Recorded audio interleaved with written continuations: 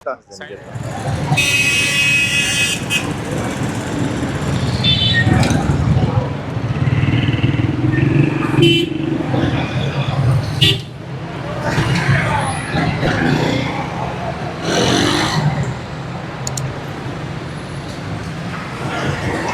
Licence original किधर है ये आपका?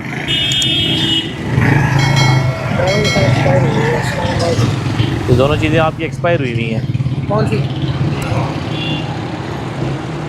लाइसेंस भी मुझे लग रहा है आपका इस्लामाबाद। जी जी, और एक्सपायर है, 2017 तक बना हुआ है आपका। ये लाहौर हम चले गए थे ना अभी। जी जी, ये 2017 तक का आपका लाइसेंस बना है अभी मैंने और अभी 2026 हुआ है। देखिए आप, और आप कानून की खिलाफ वर्जी कर रहे लाहौर चले गए हैं। थे। इतनी दफ़ा देखें आप, टीवी पे भी आ चुका है, सोशल मीडिया पे भी, हर जगह पे एक कैंपेन चल रही है, अपने लाइसेंस को रिन्यू करवाएं आप।